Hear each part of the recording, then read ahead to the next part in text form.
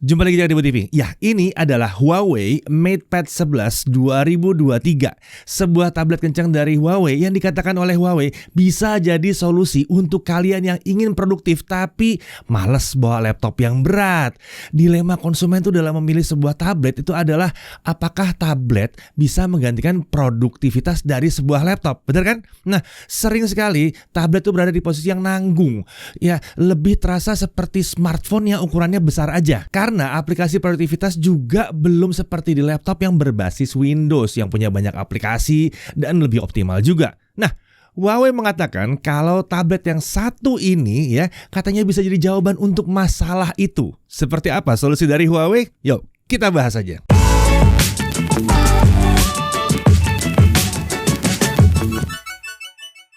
Oke, Huawei MatePad 11 2023. Tablet satu ini dikatakan menawarkan PC level productivity. Jadi, pembahasan kali ini akan lebih fokus ke penggunaannya untuk produktivitas ya, untuk bekerja. Nah, kita lihat dulu isi paket penjualannya. Paket penjualannya nih sangat lengkap ya. Selain tablet, kita juga dapat keyboard case yang keren ini ya, di mana di sisi frame-nya juga tercover di sini. Lalu ada stylusnya yang Huawei namakan sebagai M Pencil, dan kita juga dapat mouse di sini. Wah, praktis ya, kita nggak usah beli-beli lagi aksesorisnya, langsung lengkap di sini. Untuk isi box tabletnya sendiri itu standar, ada tabletnya tanpa screen protector, lalu ada kabel USB Type-C dan ada chargernya, tentunya ada chargernya 22,5 watt. Nah, untuk tabletnya sendiri seperti ini ya desainnya, hitam polos, simple tapi elegan. Bobotnya di kisaran 490 gram dan jika digabungkan dengan case dan stylusnya, bobotnya itu hampir 1 kilogram, masih lebih ringan dibandingkan kebanyakan laptop ya. Layarnya sendiri berukuran 11 inci, resolusinya adalah 2,5K dengan color gamut P3 dengan refresh rate sampai dengan 120 Hz. Nah, untuk konsumsi konten ini jelas udah asik, ditambah lagi ada 4 speaker di sini, jadi lebih mantap lagi. Untuk kerja scrolling ini 120 Hz ini memberikan pengalaman yang mulus banget ya. Ukuran yang besar juga membuat pengalaman multitasking, buka berapa app sekaligus juga jadi asik di sini. Nah, dari segi OS, MatePad 11 2023 ini menggunakan Harmony OS 3.1. Untuk spek lainnya, SoC pakai Snapdragon 865. Nah, walaupun ini SoC udah agak lama, tapi ini tetap aja kelas flagship. Performanya masih sangat kenceng, bahkan sampai sekarang. Dipakai multitasking banyak app juga lancar-lancar aja, nggak ada masalah. Untuk RAM dan storage cuma satu varian aja. RAM 6GB, storage 128GB. Untuk baterainya kapasitasnya adalah 7250 mAh. Dipakai video playback, dia baru habis di 23,5 jam. Lama nih ya.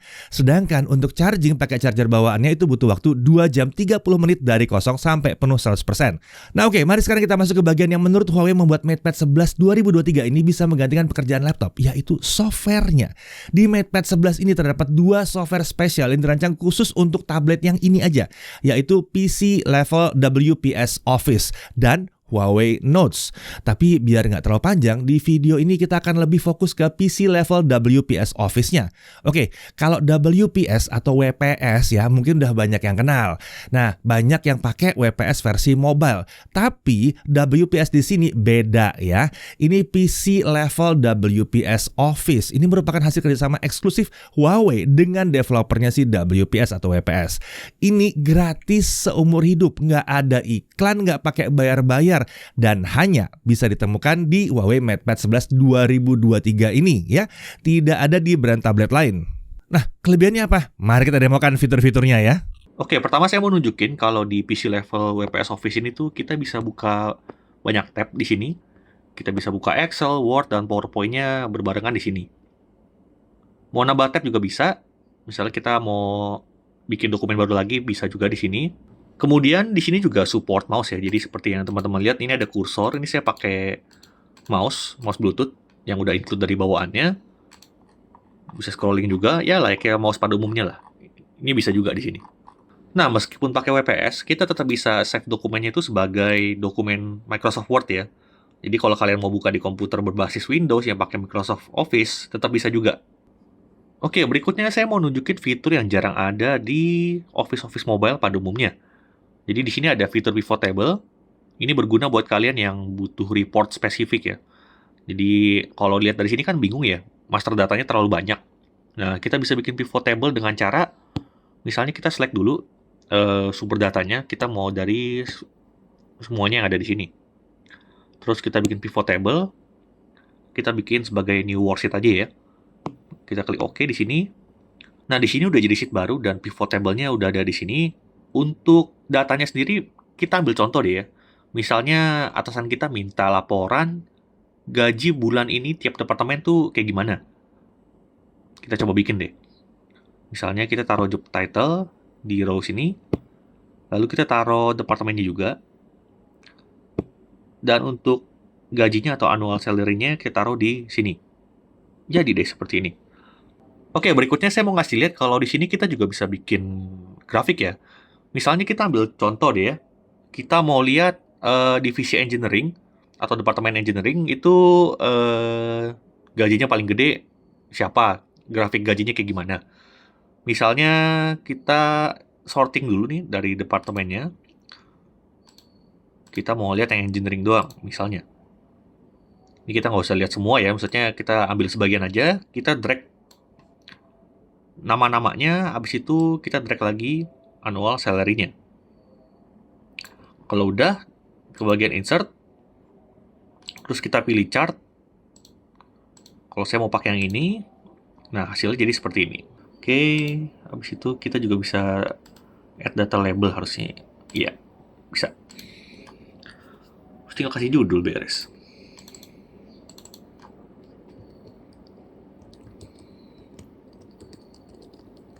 Misalnya begitu ya.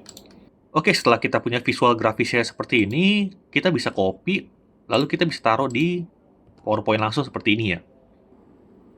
Oke, di sini saya mau ngasih lihat beberapa fitur di bagian Word-nya ya. Yang pertama tuh kita bisa atur margin-nya juga di sini. Kita tinggal ke page layout, terus kita pilih margin di sini. Kita bisa atur sesuai kebutuhan kita. Kemudian di sini juga bisa bikin tabel tentunya ya. Misalnya saya mau bikin tabel di sini, kita tinggal ke insert, lalu tabel. Kita pilih row sama kolomnya mau berapa. Misalnya 3x3, jadi deh seperti ini. Untuk hal-hal yang lebih rumit juga ada di sini. Misalnya kita mau bikin daftar isi. Ini saya ambil contoh di sini deh. Misalnya saya udah bikin chapter 1 sampai chapter 3. Kita tinggal atur headingnya aja. Misalnya di chapter ini saya pakai heading 1. Lalu di sini saya jadiin heading 2. Misalnya saya mau bikin table of content-nya di sini, kita tinggal ke reference, insert TOC, lalu tinggal klik OK aja sih, jadi. Nah, kalau di bagian PowerPoint, ada dua fitur yang menarik di sini. Yang pertama itu kita bisa pilih transisi ya, untuk perpindahan antar slide-nya. Terus yang ini misalnya saya mau pakai yang wipe, seperti ini. Selain transisi, kita juga bisa bikin animasi ya. Misalnya di bagian yang teks ini, saya mau animasiin judulnya. Kita tinggal pilih animation effect-nya yang ada di sini. Ada berbagai preset sih, tinggal pilih aja.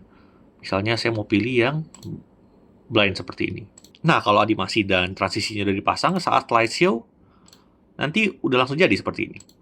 Ini animasinya, saat kita pindah slide, seperti ini. Transisinya udah kepasang ya. Nah, sayangnya untuk kebutuhan split screen, PC level WPS Office ini belum bisa ya. Jadi kita baru bisa untuk buka floating window aja. Jadi window utamanya di WPS-nya, sisanya floating window, bisa seperti ini. Misalnya kita mau buka kalkulator sama galeri bisa. Cuman dia maksimal hanya 2 floating window ya, nggak bisa 3. Kalau kita buka 3, 1 ke close. Tapi untuk window WPS ini, kita bisa kecilin ya. Dengan pencet yang ini, nanti dia jadi floating window kayak begini. Besar kecilnya bisa disesuaikan juga secara fleksibel, baik tinggi atau lebarnya seperti di laptop. Misalnya ini, saya mau kecilin, dari pojok begini bisa.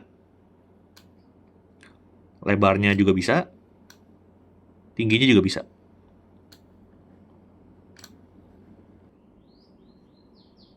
Buat kalian yang butuh split screen, itu baru bisa untuk beberapa aplikasi aja ya. Misalnya saya kasih contoh, saya buka file manager, habis itu saya mau buka galeri. Ini tinggal di hold dari sini, taruh di sini jadi split screen. Cuman memang belum semua app support ya. Dari split screen ini kita bisa tambahin photo window juga, seperti ini.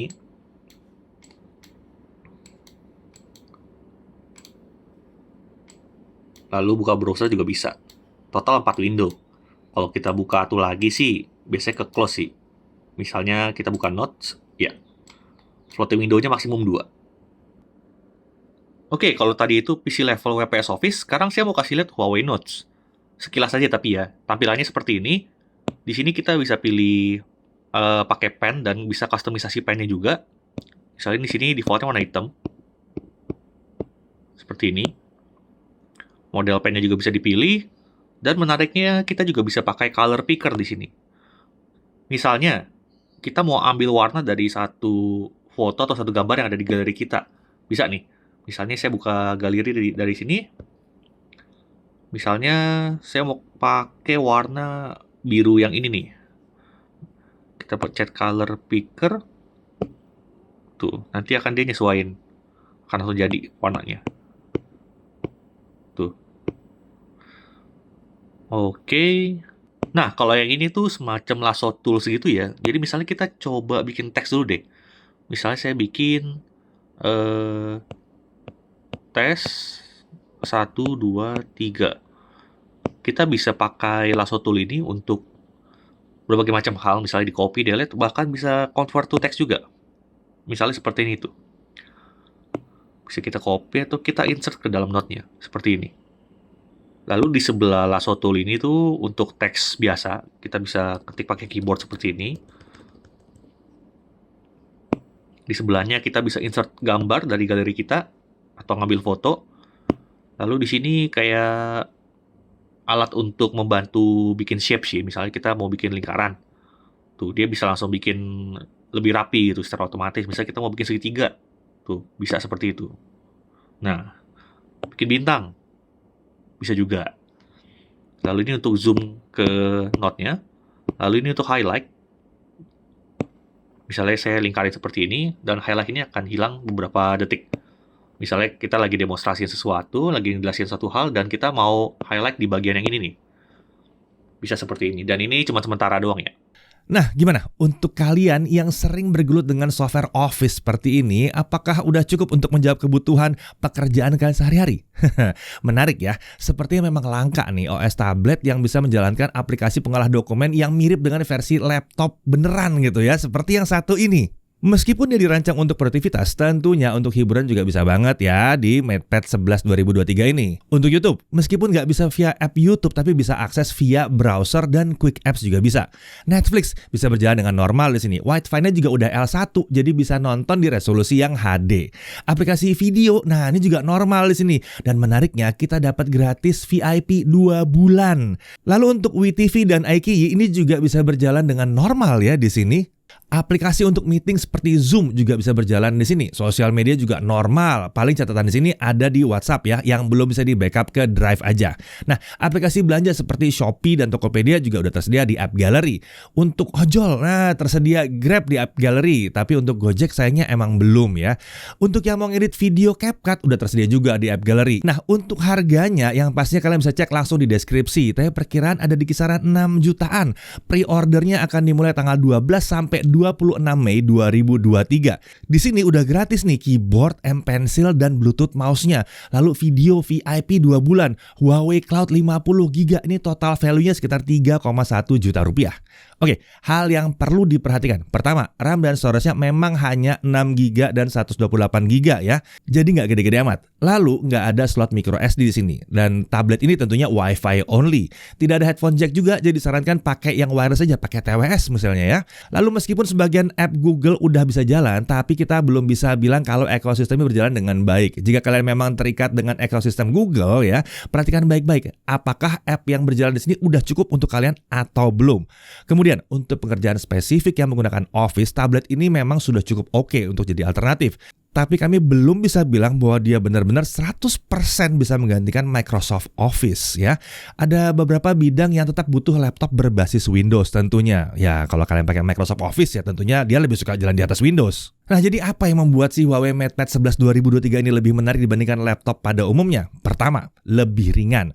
Dua, layarnya lebih baik. Oh, jelas, layar keren banget ya. Lalu touchscreen ya, lo langsung touchscreen di sini. Kamera depan, keren mampus ini ya. Perawatannya juga lebih mudah. Daya tahan baterainya juga cenderung lebih baik. Harganya relatif lebih terjangkau. Oh, jelas 6 jutaan ya. Sedangkan dibandingkan dengan tablet lain, kelebihan yang sulit dilawan adalah kelengkapannya. Dari keyboard, case, stylus, mouse udah termasuk semua di sini. Kemudian software produktivitasnya yang dirancang khusus untuk si MatePad 11 2023 ini dipadukan dengan layarnya, jadi tambah mantep ini ya. Lalu performanya kenceng karena pakai Snapdragon 865 dan yang nggak kalah pentingnya lagi, baterainya awet bener di satu ini ya. Nah, di kelas harganya memang nggak banyak tablet pesaing yang punya kemampuan seperti MatePad 11 2023 ini. Kalau hal-hal yang perlu diperhatikan yang kita sebutkan tadi buat kalian itu bukan masalah, rasanya tablet yang satu ini bisa banget untuk kalian lirik. Apalagi buat yang lagi nyari tablet dengan pengalaman yang paling mirip dengan laptop.